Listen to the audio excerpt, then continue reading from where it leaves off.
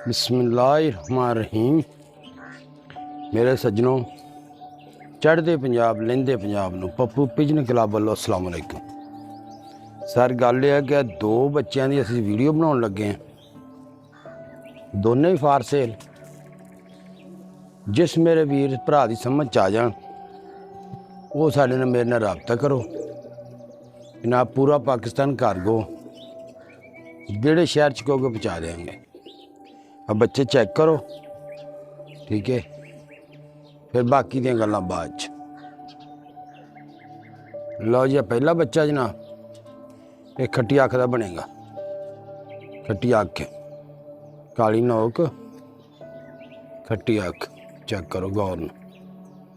ते बहुत परवाह आ बच्चों की जेड़े असीं 13-14 सालों तो अडा रहे हैं। घर के बच्चे आ, बाहर दे नहीं है।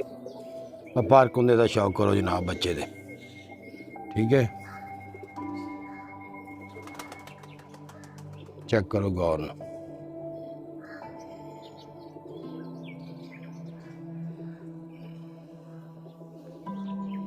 पूछल का शौक करो। है जी पंजे बच्चे ने,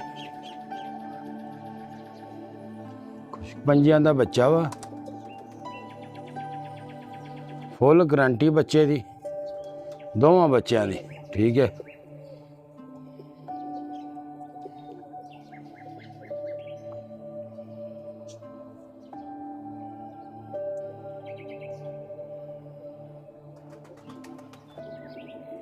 लो जी आ दूसरा बच्चा जी उहदे नाल दा, गौर नाल चेक करो जी।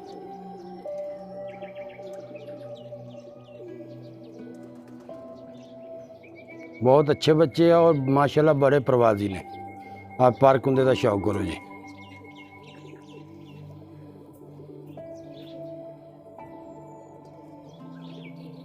आप पुछल का शौक करो जनाब। सख्त वजूद, बंद जोड़, ठीक है। आप पंजे चेक करो बच्चे दे।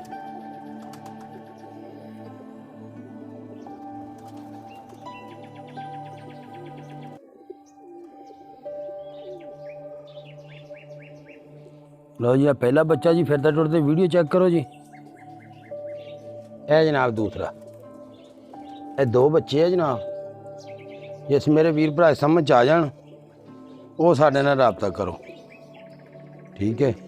पूरा पाकिस्तान कार्गो जनाब, जेड़े शहर च कहोगे पहुँचा देंगे। लो जनाब अगर साडी वीडियो अच्छी लगे सब्सक्राइब लाइक जरूर कर छड्या करो। अल्लाह हाफिज़।